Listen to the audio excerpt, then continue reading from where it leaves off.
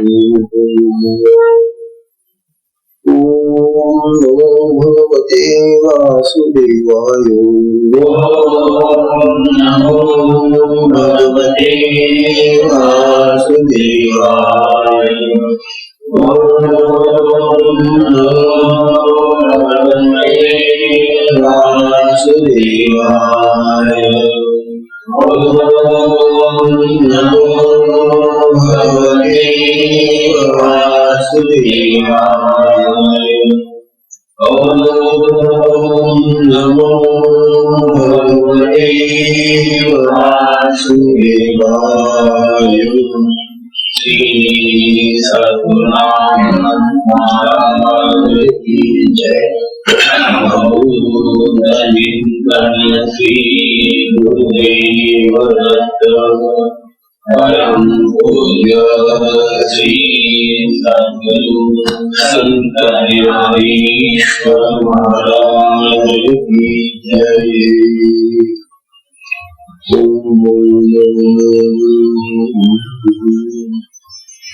ओम नारायणं पद्मभवं वसिष्ठं शक्तिं च तत्पुत्रपराशरं च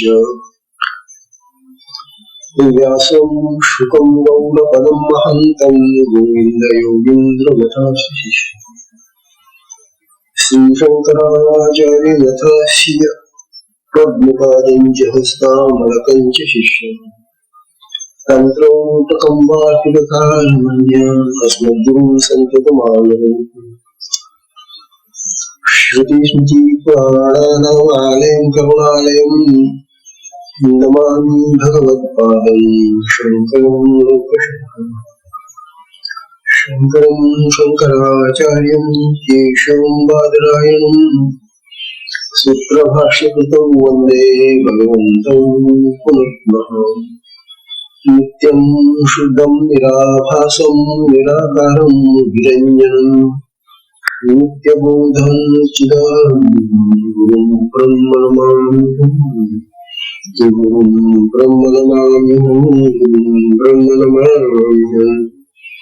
ईश्वरो गुरुरात्मेति मूर्तिभेदविभागिने व्योमवद्व्याप्तदेहाय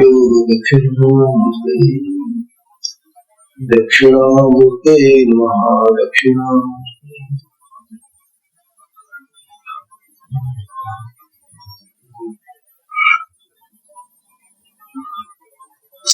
श्री सद्गुरुनाथ महाराज की जय.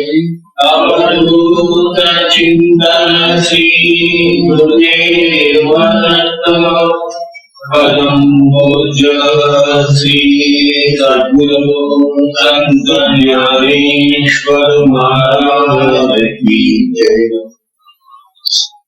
परम पूजनीय श्री सद्गुरु संत ज्ञानेश्वर साधकांचे मायबाप बालयोगी आणि भगवान विष्णूचे अवतार असलेले ज्ञानोबा यांचा श्री अमृतानुभव तथा अनुभवामृत नावाचा हा ग्रंथ आपण पाहतो. या ग्रंथाचं हे जे 7वं प्रकरण या ज्ञानखंड म्हणून करता समारोपाला येत आलेला.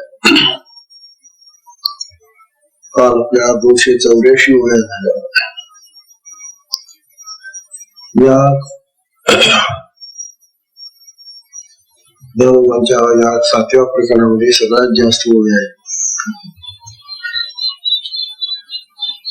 विषय ज्ञानोबांनी फार विस्ताराने मांडलेला आहे. विषयामध्ये अज्ञानाचं खंडन झालं, शब्दाचं खंडन झालं, त्यानंतर आत्म्याचं स्वरूप सांगितलं. आता जाता जाता पुन्हा हे जे अज्ञानवादी आहेत त्यांचं म्हणणं पुन्हा पूर्ण करतात. अज्ञानवादी जे आहेत ते अज्ञानाला सोडत नाही. ते म्हणतात अज्ञान आहेच आणि ज्ञानोबा म्हणतात अज्ञान नाही. कारण ज्ञान आणि अज्ञान यांच्यामध्ये साम्य नाहीये, विरोध आहे. जसं प्रकाश आणि अंधार याच्यामध्ये विरोध आहे, तसं ज्ञान आणि अज्ञान याच्यामध्ये विरोध आहे आणि जे विरोधी आहे, ज्ञानाच्या जे विरोधी आहे ते हे जगाचं कार्य कसं करू शकेल. म्हणून त्या विषयाला पूर्णपणे करतायत आणि मग शेवटी आता दृष्टांतांनी ते सांगून द्यायले की हे असं जर असेल तर ते असेल. कालचा दृष्टांत होता 284 मधला, का जडामोती रे राखोंडिया दीपूजिये तरी ज्ञानधर्मी होय अज्ञानाचा. ज्ञानोबांनी काल सांगितलं, अरे जर पाण्याने मोती बनवले किंवा राखेने दिवा लावला, हे जसं शक्य नाही. पाण्याने मोती बनत नाही, पाण्यात मोती बनतात आणि ते बनवणारे ते शिकले असतात, किडे असतात. तेव्हा पाण्याने कधी मोती तयार होत नाही. हे जसं अशक्य आहे तसं अज्ञान अशक्य आहे. या जगामध्ये अज्ञानच नाहीये असं ज्ञानोबा वारंवार आपल्याला सांगते. आजचा दृष्टांत आहे 285 येते. ज्ञानोबा पुन्हा दृष्टांत देत आहेत त्यांना. चंद्रमा निवती ज्वाळा. काय म्हणतात? चंद्रमा निवती ज्वाळा, आकाश आतेश्वरा, आकाश आतेश्वरा तरी अज्ञान उजळा ज्ञानाते भूमी. तरी अज्ञान उजळा ज्ञानाते भूमी. यामध्ये पुन्हा 2 दृष्टांत देतात ज्ञानोबा. चंद्रमा निवती ज्वाळा. अरे चंद्राच्या किरणांमधून कधी अग्नी निघेल का? ज्वाळा म्हणजे अग्नी. चंद्राने कधी आग होती का? चंद्रमा तर थंड असो, शीतल येतो, गार आनंद देणार आहे. तिथे जशा अग्नी ज्वाळा निघत नाही, त्याप्रमाणे ज्ञानामध्ये अज्ञान नाहीये. ज्ञानामधून अज्ञान कसं निर्माण होईल? ज्ञान तर प्रकाशमान आहे, तेजस्वी आहे. आणि हे जे अज्ञान आहे तुमचं काळकूट, ते कसं तयार होईल त्याच्यामध्ये? तेव्हा ज्ञानातून अज्ञान निर्माण होत नाही. किंवा दुसरं उदाहरण देतात, आकाश आतेश्वरा. अरे आकाश म्हणजे पोकळी आहे, त्या आकाशातून कधी दगड पडतात का? आकाश बनवून ठिकाण दगड सुद्धा पडले त्या शिळा पडतात. तात्पर्य असं, ते आकाश जी पोकळी आहे त्या पोकळीला काहीच करता येत नाही ना. काय करणार पोकळी? पोकळी दगड कशी काय तयार करेल? म्हणून आकाशाला दगड टाकता येत नाही, चंद्राला ज्वाला निर्माण करता येत नाही, तसं ज्ञानाला अज्ञान निर्माण करता येत नाही असं ज्ञानाला समजायला. तरी अज्ञान उजळा ज्ञानात म्हणून. तर अज्ञान हे कधीही कोणत्याही ज्ञानापासून निर्माण होऊ शकते. ज्ञान म्हणजे ज्ञान. तेव्हा शुद्ध ज्ञानापासून अज्ञान कधीच निर्माण होत नाही. ते पुन्हा पुन्हा पुन्हा पुन्हा सांगून आले. आता पुन्हा एक दृष्टांत देऊन ज्ञानोबा उदाहरण देतात, प्रमाण देतात. काही युक्ती द्यावी लागते, काही दृष्टांत द्यावे लागतात आणि काही प्रमाण द्यावी लागतात. प्रमाण म्हणजे बघा, हे असं घडलेलं आहे, जे घडलेलं असतं ते प्रमाण असतं. आणि दृष्टांत हे साधारणतः त्यासारख्या गोष्टी सांगून दृष्टांत युक्ती असते. तेव्हा ज्ञानोबा दृष्टांताने सांगून पाहता येताना आता प्रमाण देऊन मी सांगून पाहून राहिले. प्रमाण साहेबा, क्षीराब्धी काळकूट,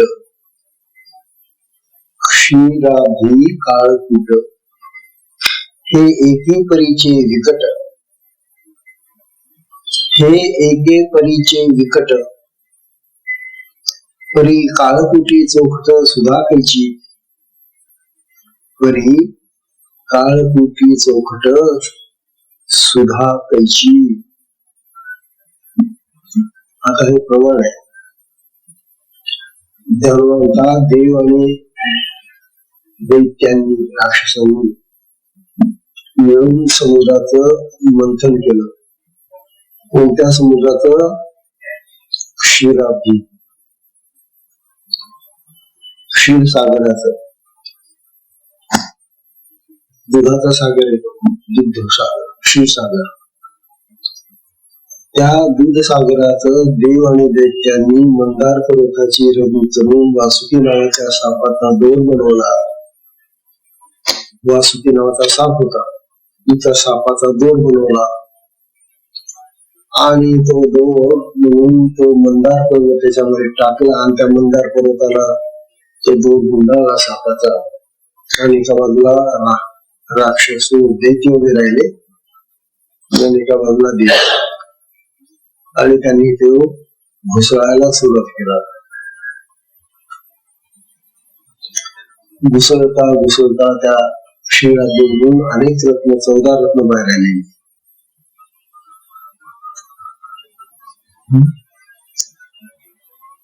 त्यामधूनच ही लक्ष्मी आलेली आहे, त्यामधून अमृत आलेलं आहे, आणि शेवटी त्यामधून काळकूट नावाचं विष तयार आलं बाहेर. आता जेव्हा काळकूट आलं, त्याच्यामधून काळकूट म्हणजे भयानक दाह करणारं, जाळणारं असं विष. ते इतकं भयानक होतं की सगळ्या त्रैलोक्याला जाऊन टाकेल इतकं भयानक मोठं विष होत. तेव्हा दोघेही घाबरले, देवही घाबरले, दैत्यही घाबरले. अरे बापरे, काय झालं बघ, आता ह्या काळकूटाचं काय करायचं? तो मावलेला. अशा वेळेला भगवान शंकरांना दया आली. त्यांना असं वाटलं की हे काळकूट सगळ्या त्रैलोक्याला जाऊन टाकेल, आता कोणी शिल्लक राहणार. आणि जे केवढ्या प्रयत्नाने हे सगळं जगत निर्माण झालेले, हा स्वर्ग निर्माण झाला, ही पृथ्वी निर्माण झाली, जाऊन फस्त करायला काहीच वेळ लागला आणि जिकडे तिकडे विशेष विष फैलून गेला. मग म्हणून भगवान शंकरांनी ते विष पिऊन टाकले. भगवान शंकरांची काय शक्ती, जे त्रैलोक्याला जाणारे विषय ते भगवान शंकरांनी पिऊन टाकलं, अशात टाकलं. त्यामुळे भगवान शंकरांचा जो कंठ आहे ना, तो निळा उगार निघाला आहे विषयाने. त्यांचाही कंठ निळा झाला, म्हणून त्यांना नीलकंठाचं नाव पडलेलं आहे.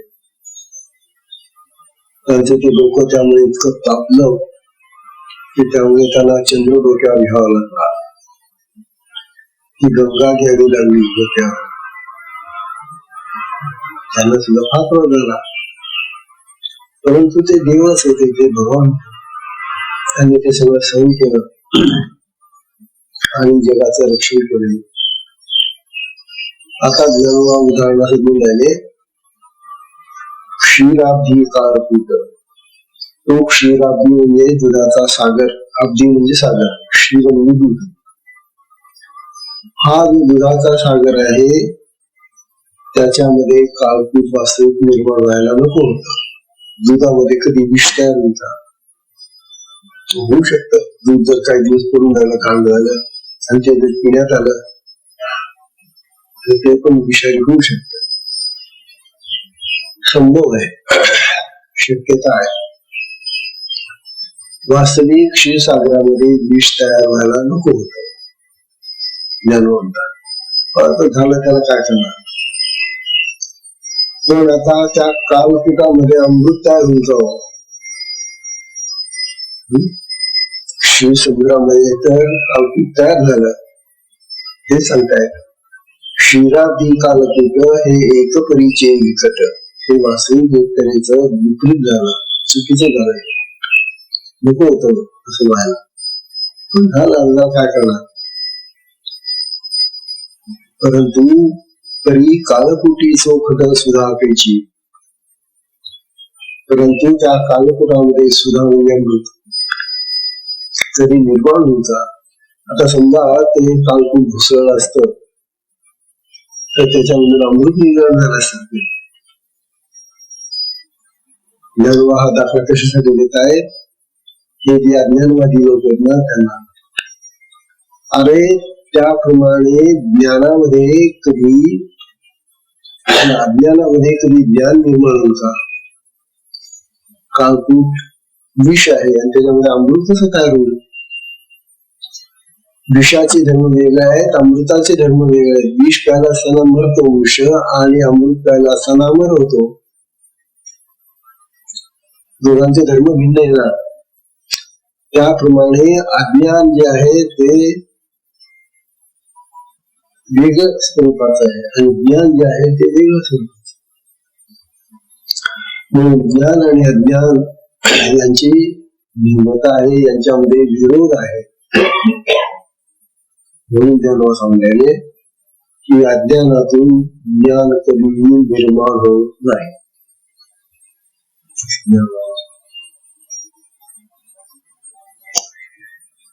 या दृष्टांतानंतर ज्ञान म्हणतात, आता तरी हे अज्ञानवाद्यांनो, आता तुम्हाला दृष्टांत दिले, तुम्हाला प्रमाण दिलं, आता तरी तुमचं समाधान होतं का. मी सांगतो ते बरोबर वाटतं का तुम्हाला, असं देवाला विचारतात. आता ही जी पुढची उभी आहे ती फार महत्वाची उभी आहे.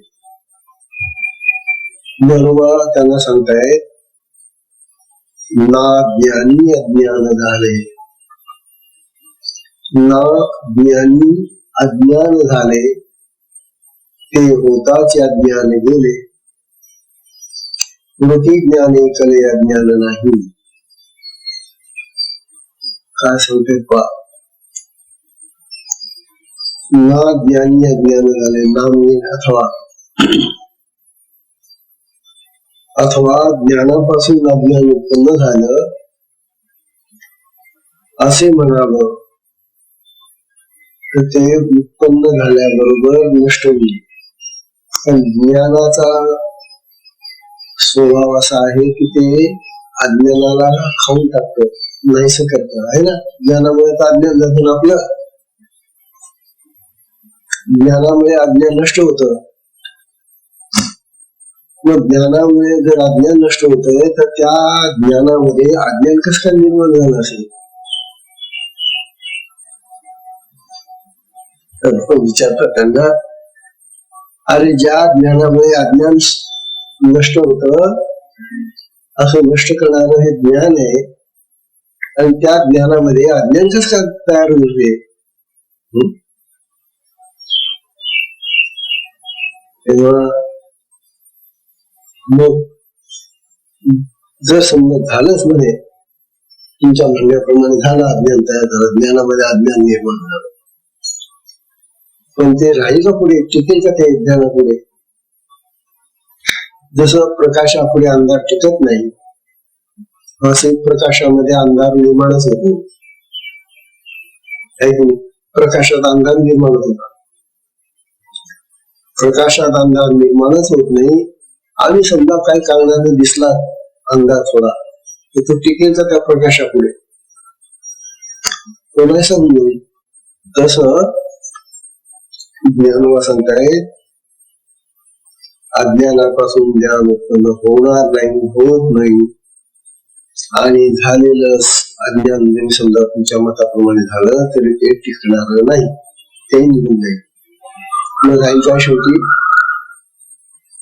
ज्ञानच राहील ना. एक तर अज्ञान निर्माणच होणार नाही ज्ञानामध्ये, आणि झालं तरी ते टिकत नाही, आणि शेवटी राहतं ते ज्ञानच राहतं.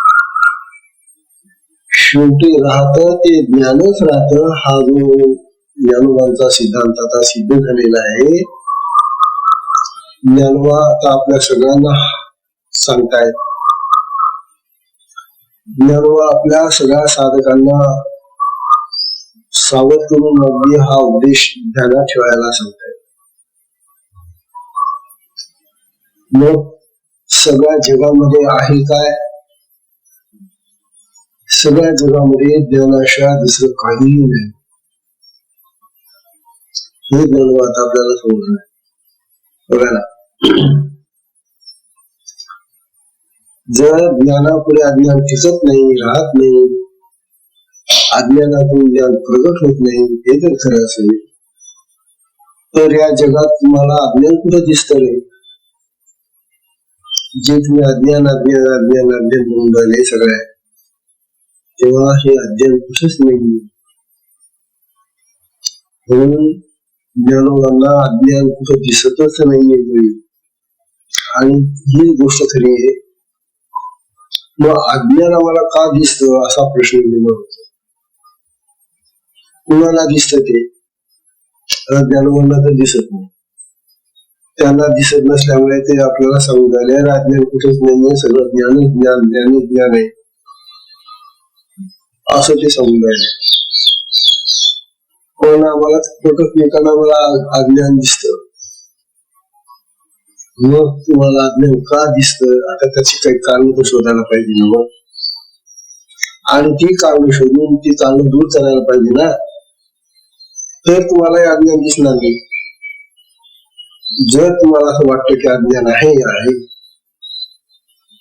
मग काहीतरी तुमच्यामध्ये वेगळं आहे. हा अतिशय महत्वाचा विषय आता ज्ञानोबा आपल्याला हाताळता येतो. हा नाजूक विषय. बघा, ज्ञानोबा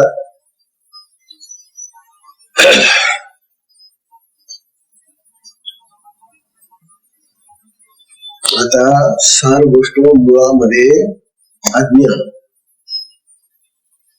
आता जर अज्ञान आहे आणि त्याच्यावर ज्ञान किंवा त्याच्या बाजूला ज्ञान आहे असं जर तुम्ही म्हणायला लागला तर अज्ञानाचा व्यवहार होत नाही. मुळात अज्ञान आहे का? आम्हाला अज्ञान दिसत नाही, सगळं जग म्हणजे अज्ञानाने भरलेलं नाही. ठीक आहे, तुम्हाला अज्ञान दिसतंय ना. मग तुमचा सगळा व्यवहार ज्ञानात चालतो का अज्ञानात चालतो? अज्ञान आहे सगळं. मग तुमचे सगळे व्यवहार, तुमची सगळी कर्म, तुमचं सगळं आचरण हे जे चालून राहिलं तुम्ही करता ते ज्ञानात करता का अज्ञानात करता असा प्रश्न निर्माण झालेला आहे. आणि आता बरोबर तो आपल्याला लागू होतो. कारण आपण सगळे अजूनही देहबुद्धीत आहोत, जीव भावात. कारण मी स्वतःला मी कोण आहे, मी हा देह आहे असं समजून राहिलो. आणि ही जी समज आहे ना, हीच मुळात कारणीभूत आहे अज्ञानाला. तू जे खरं आहे ते पाहणार आहे. तू का देह आहे का? स्वतःला तू देह समजून राहिला ना. आणि सगळ्यांनी ते समजून राहिलो मी देह. मग हा जो देह भाव आलेला आहे, हा जीव भाव आलेला आहे ना, याच्यामुळे तुझी दृष्टी बदलून गेली. ज्ञानोबांना जीव भाव नाहीये. ज्ञानोबा शिवभावात आहे, आत्मस्वरूपात येते, आत्मभावात येते. आणि जे सपुरुष आत्मभावात असतात, आत्मस्वरूपात असतात, आत्मज्ञानात असतात, त्यांना जिकडे तिकडे ते ज्ञान दिसत असतं, ते स्वरूप दिसत असतं आत्म्याचं. आणि तुम्हाला दिसत नाही याचं कारण असं की तुम्ही जीव भावात, देह भावात असं ज्ञानोबा सांगून राहिले.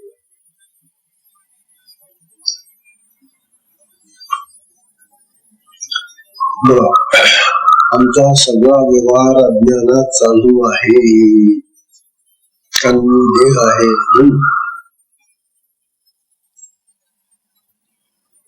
ज्ञान विचारतात, समजा तुम्ही एक घागर पाहिली,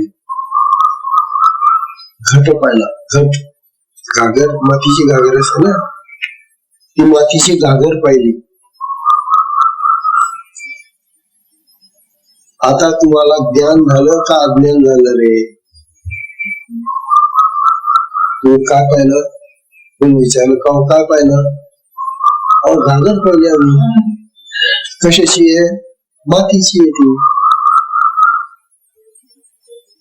आता तुम्हाला ज्ञान विचारता, तू मातीची घागर पाहिल्यानंतर तुला त्या मातीच्या घागरीपासून ज्ञान झालं का अज्ञान झालं रे?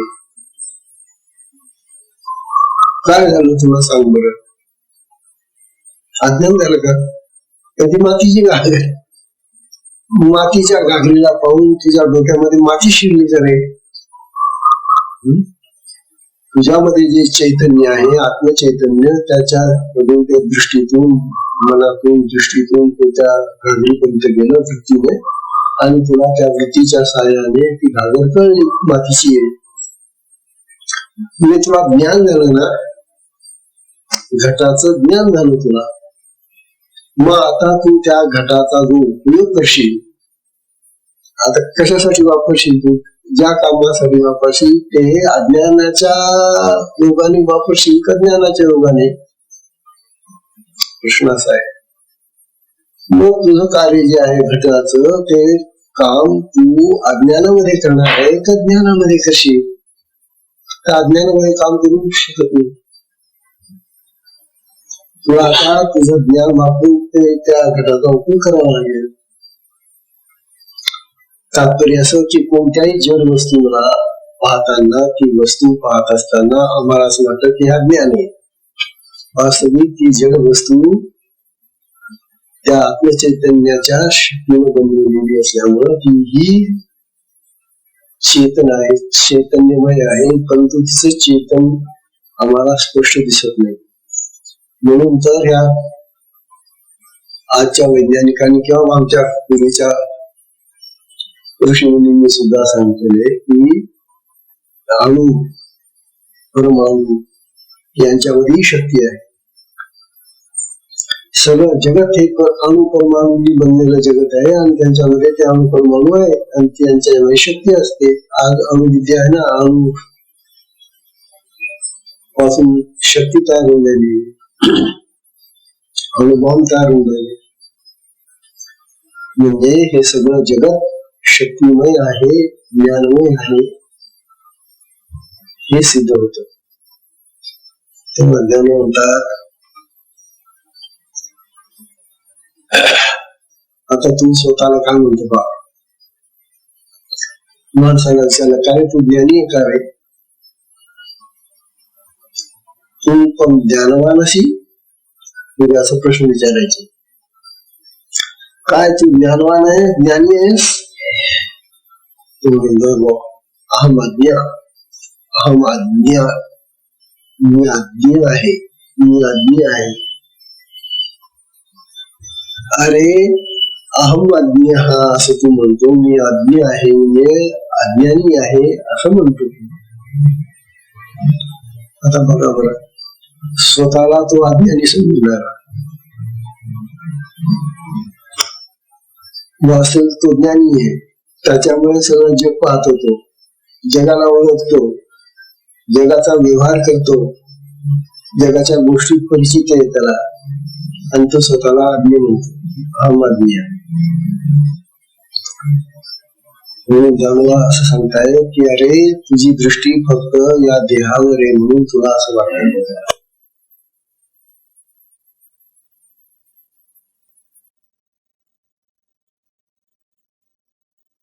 असलं तरी ते ज्ञानाशय राहत नाही.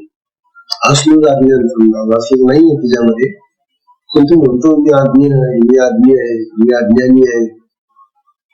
तर हे जे तुझं काही अज्ञान वगैरे असेल ना, तर ते ज्ञानावर टिकणार नाही असं ज्ञान म्हणतात.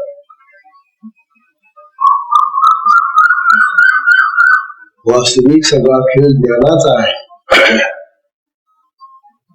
सगळा खेळ ज्ञानाचा आहे. सगळं जग ज्ञानाने भरलेलं आहे. सगळ्यामध्ये ज्ञान आहे आणि त्या ज्ञानानंच हे सगळं जगत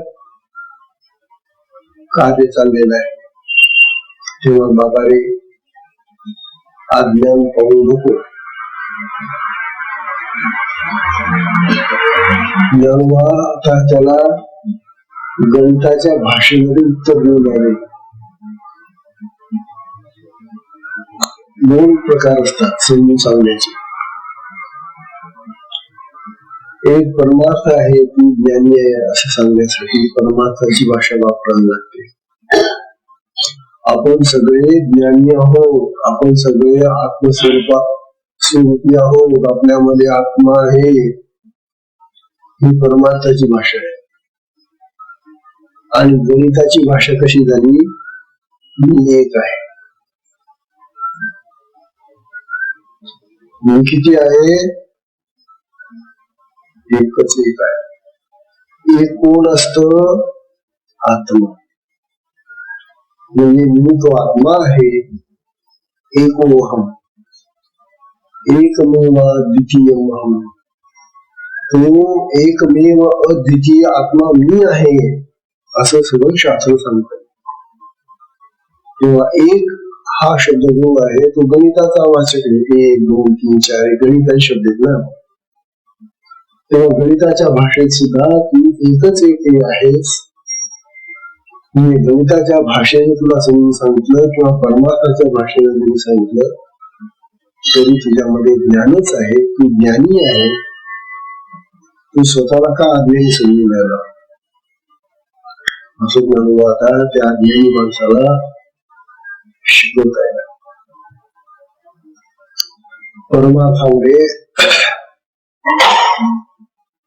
ज्ञान हे जे आहे ते परमार्थाचं जे ज्ञान आहे ते आत्मस्वरूपातून आलेलं असतं. आता आपण जो संसार करतो त्या संसारामध्ये अज्ञान आहे म्हणतात, अज्ञान येतं म्हणतात. कसा? कारण संसारामध्ये त्रिगुण आहेत. आपल्यामध्ये त्रिगुण 3 गुण आहेत ना. सत्वगुण आहे, रजोगुण आहे आणि तमोगुण आहे. आता ह्या गुणांनी युक्त होऊन जेव्हा तो संसार करायला लागतो ना तेव्हा तो तुझा संसार त्या प्रकारचा होतो. मग ज्या प्रकारचा माणूस असेल त्या प्रकारचं त्याचं वर्तन हे तर खरं की नाही. ज्या प्रकारचा चष्मा असेल तशा प्रकारचं दर्शन. तू जर तांबडा चष्मा लावला, निळा चष्मा लावला तर त्याप्रमाणे तुला दिसेल, निळ दिसेल, तांबडं दिसेल. ज्ञानवा ते समजले की अरे तुझ्यामध्ये जो गुण प्रमुख आहे, आता सत्वगुण जर प्रमुख असेल तर तुझा संसार सात्विक होईल. सत्वगुणाने तुझा संसार होईल. तुझी सगळी कार्य सत्वगुणाने चालतील. तुझ्यामध्ये रजोगुण जर वाढला असेल तर तू रजोगुण कार्य करशील आणि तुझ्यामध्ये जर तमोगुण वाढला असेल तर तुझा संसार तमोगुणी होईल. आता हे जे गुणांचं विश्लेषण आहे ज्ञानवांनी पूर्वी सांगितलेलं आहे आणि आपण अनेक ग्रंथामध्ये वाचलेले. तर हे असं गुणांनी युक्त होऊन जेव्हा मी देह आहे, मी अमुगुणाचा आहे असं सगळी जेव्हा जे कार्य होतं ते अज्ञानाचं कार्य होऊ शकतं. असं म्हणतात मुळात त्या ठिकाणी तुझा आत्मचैतन्यच आहे. चैतन्याशिवाय कार्यच होत नाही. हालचालीचा आत्मा नसताना, आत्मचैतन्य नसताना हालचाल कशी होईल? कार्य म्हणजे क्रिया करणं ना. कर्म म्हणजे क्रिया करणं ना. क्रिया केव्हा होते? क्रिया आत्मस्वरूपाच्या शक्तीने होते. अशी क्रिया होणार नाही. या वाटेला म्हटलं की तू कर बाई क्रिया, कशी काय करेल ती क्रिया? तेव्हा रजोगुणी संसार असो तर तमोगुणी असो कुठल्या गुणातला ते तुला का वाटत तर तू जीव व्हावा ते बस. हा मुख्य विचार ज्ञानोबांनी सांगितला. ज्ञानोबा म्हणतात यासाठी अमृतानुभव असला पाहिजे. म्हणणे आता हे तुला कळावं की माझा संसार हा ज्ञानमय आहे हे कळण्यासाठी निदान अमृतामुळे तरी उपाय म्हणून सांगतात ज्ञानोबा. मी जे तुला सांगतोय ते ऐक ना. आणि मी तुला काय सांगणार की अरे सगळं ज्ञानच आहे, सगळं आत्मचैतन्यच पसरलेलं आहे जगामध्ये. कारण ज्ञानोबा आत्मस्थिती म्हणून बोलतात आणि त्यामुळे त्यांना ते सगळं तसंच दिसतं. तेव्हा माझं म्हणणं ऐक आणि माझ्या म्हणण्याप्रमाणे वाग असं म्हणतात. पण ज्ञानोबांचं म्हणणं जरी खरं असलं, सत्य असलं आणि ते जरी आम्हाला आता तात्पुरतं पटत असलं, तात्पुरतं का म्हणतो, तेवढ्या वेळापुरतं खरं वाटतं ते, पण आम्ही पुन्हा पूर्वस्थितीवर येऊन जातो ना, देहभावावर येऊन जातो, जीवभावावर येऊन जातो. ज्ञानोबांचं म्हणणं टिकलं का आमच्यामध्ये. म्हणून ज्ञानोबांचं म्हणणं जरी खरं असलं, सत्य असलं तरी ते सत्य आम्ही पकडू शकत नाही किंवा ते राखू शकत नाही किंवा ते चालवू शकत नाही. त्याचं कारण असं आहे की आमच्या ज्या रूढी पडलेल्या आहेत, ज्या परंपरा पडलेल्या आहेत, ज्या पद्धती सुरू झालेल्या आहेत, त्या अशा वेगळ्या झालेल्या, त्या देहभावावर आरूढ झालेल्या पद्धती आहेत असं म्हणून. मग आता 288 ओवी जी आहे ना, ती ओवी सांगून ज्ञानोबा आता त्याला दुरुस्त करतायत. ज्ञानोबांची 288 ओवी सुद्धा अतिशय महत्वाच्या. आता शेवटच्या ओव्या ज्या आहेत ना, त्या साधकांना उपदेशाच्या ओव्या. शेवटी माझे साधक आता या अज्ञानापासून दूर व्हायलाच पाहिजे असा ज्ञानोबांचा हेतू आहे. आणि म्हणून आता शेवटच्या ओव्यांमध्ये ते अतिशय उत्तम प्रकारचा उद्देश करून राहिले. बघ आता हे 288 ओवी. म्हणून सूर्याची एवढा, म्हणून सूर्याची एवढा, चंद्राची सांगडा, ना दीपाच्या पडिपाडा दीप ऐसा दीप. हा सार आहे सगळ्या प्रवचनाचा. ज्ञानोबा म्हणतात आता तुला किती समोर आहे, बस तुला मी एवढं सांगतो की हा जो सूर्य दिसतोय ना, तो केवढा आहे रे, केवढा दिसतो तुला. आता तो एवढासा असतो, एवढासा असतो आणि सगळ्या विश्वाला प्रकाश देतो. मग तो सूर्य केवढा आहे, मग त्याच्यासारखा दुसरा कोणता सूर्य पाहिलं का रे?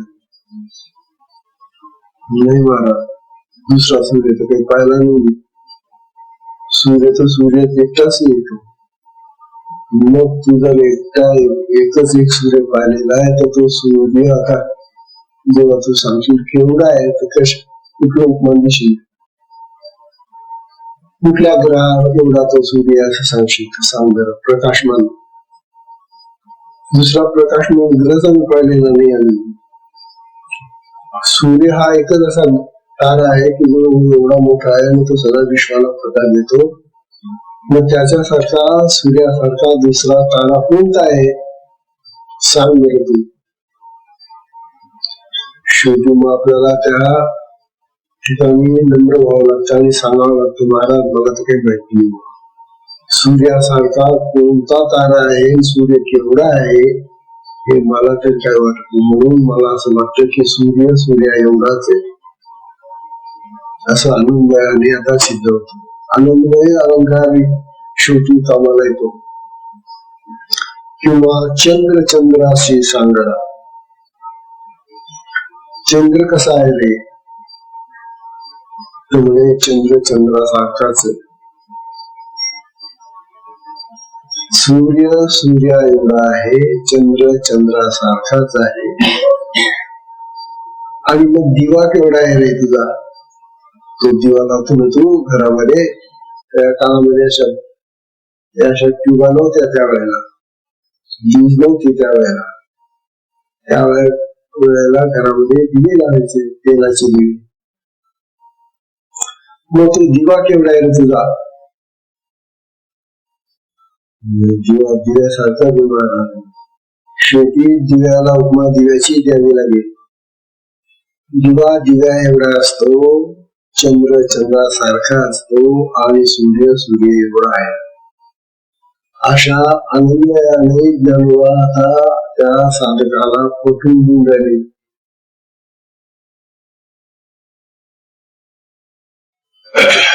जन्मता सांगताय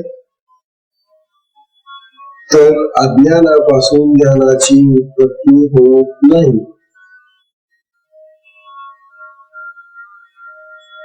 ज्ञानापासूनही अज्ञान निर्माण होत नाही. पुन्हा उलट सुलटा दोन्ही पद्धतीने सांगताय. ज्ञानाला सांगणारे अज्ञानामधून ज्ञान निर्माण होत नाही. ज्ञान हे चेतन आहे, अज्ञान हे जड आहे. मग जडातून चेतन निर्माण होतं का कधी? क्षणामान जे आहे, जिवंतपणा ज्यात आहे, ते जगातून निर्माण होईल का? नाही. म्हणून अज्ञानामधून ज्ञान निर्माण होत नाही. ठरलं? पटलं का? ठरलं काय ते जे आहे ते काय बदलू शकतात मी. पण पटलं का? मुख्य जन्म असं म्हणतात. जे आहे ते तर खरं आहे, पण तू पटलं पाहिजे. पटलं फार महत्वाचं आहे. आणि जर पटलं नाही आमच्या डोक्यामध्ये, शिरलं नाही ना, तेव्हा मग आमचं जे चाललेलं तेच चालवतो. एवढं तर खरं ना की जड पदार्थापासून चेतन वस्तू तयार होत नाही. एवढं तर खरं ना, चेतन म्हणजे जिवंत वस्तूपासूनच जिवंत वस्तू तयार होईल. मुंगीला जन्म दिला तर मातीचा ढेकळा देईल,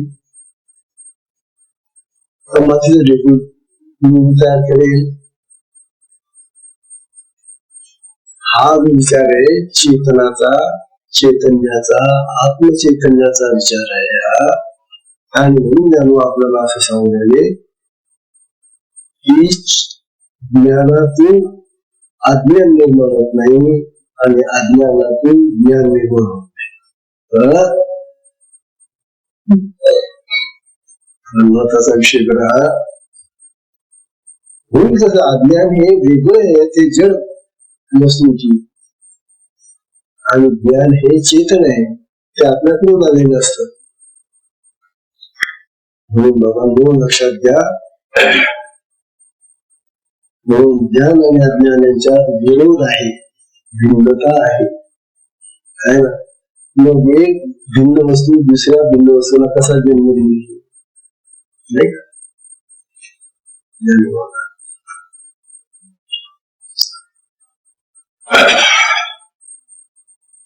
ज्ञानातून, आमच्या ज्ञानातून वृत्ती तयार होतात. आत्म्याच्या, मनाच्या आणि बुद्धीच्या वृत्ती तयार होतात.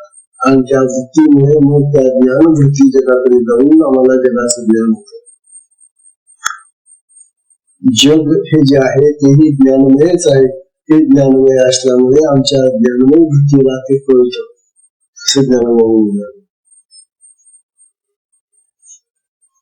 महत्वाचा विषय. सगळं जे आहे ते आत्म चैतन्य पसरलेलं आहे.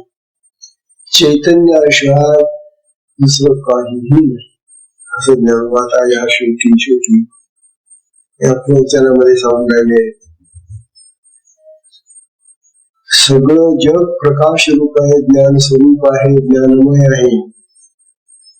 ज्ञानाशिवाय या जगामध्ये दुसरी वस्तू नाही.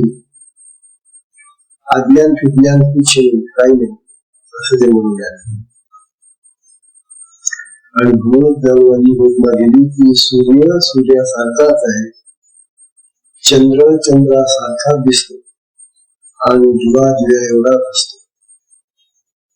हे जे सांगितलं ज्ञानोबांनी प्रकाशाचं स्वरूप ते एवढ्यासाठी सांगितलं बाबांनो की या जगामध्ये प्रकाशाशिवाय ज्ञानाशिवाय आत्म्याशिवाय दुसरं काहीही नाही. आणि मग पुढची ओळी येते महाराज फार महत्वाची ओळी आता इतर दोनशे 89 ओळी येते. आता थोड्या राहिल्या ओळ्या 295 ओळी आहेत आता फक्त या प्रकरणामध्ये. आता थोड्या राहिल्या 5-6 ओळ्या राहिल्या. तेव्हा आता ही जी ओळी आली आहे 289 ओळी. आता ज्ञानोबा इतका सुंदर उपदेश करतात त्या ओळ्यांमधून तो निदान जाता जाता तरी ऐकून घ्यावं.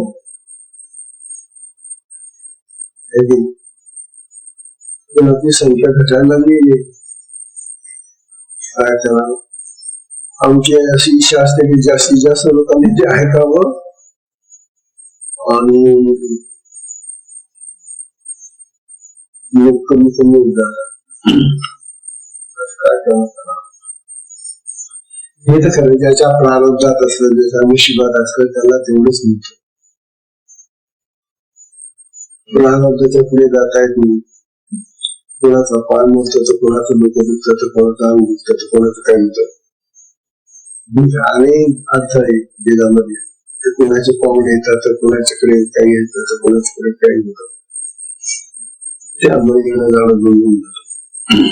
हे प्रारब्धाचे अर्थ आहे सगळे नशिबाचे. हे नशीब बोलता आलं आपल्याला. म्हणून हे जे नशीब आहे प्रारब्ध आहे ना हे या जन्माचं आहे का मागच्या जन्माचं आहे. हो हे जे येणारे अडथळे आहेत हे या जन्मातल्या कर्माचे अडथळे का मागच्या जन्मातल्या कर्माचे अडथळे कळतं का कधी.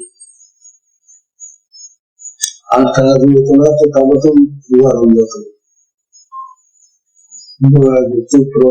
त्याला आम्ही आश्रमाकडे जायला निघतो त्यावेळेला अडथळा उभा राहतो.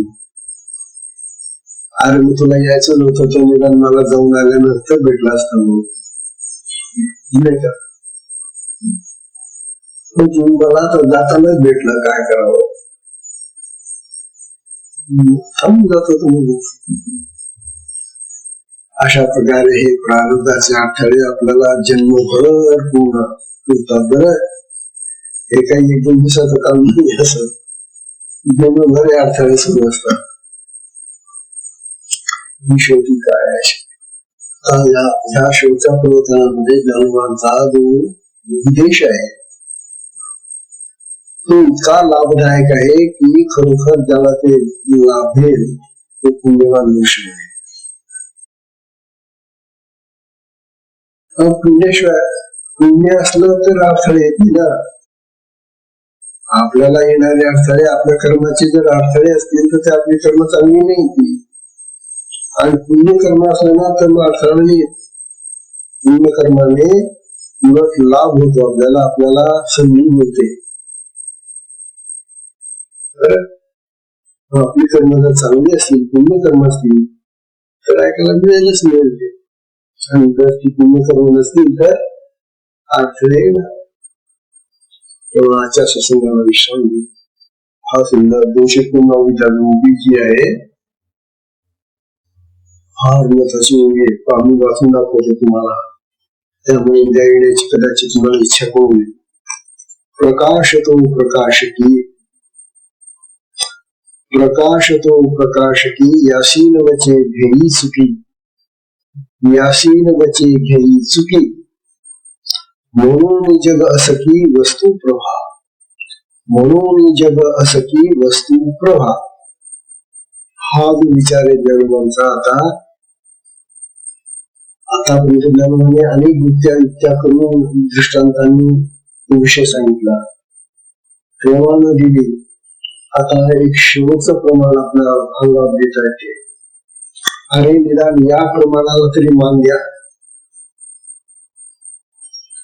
आता ज्या प्रमाणाचा उपयोग ज्ञानोबा करून तुम्हाला आता उपदेश देत आहेत ते प्रमाण फार महत्वाचं प्रमाण आहे आणि ते शुद्धी प्रमाण आहे. एकदा श्रुतीला तर मान द्या. श्रुतीने वेदांचं प्रमाण देतात, उपनिष्ठांचं प्रमाण देतात. म्हणून आता उद्यापासूनचा जो उद्देश आहे हा श्रुती प्रमाणावर आधारलेला उद्देश. म्हणून अतिशय महत्वाच्या वेळ आहे. आजच्या सत्संगाची वेळ संपलेली आहे. सत्संगाला विश्राम देऊया.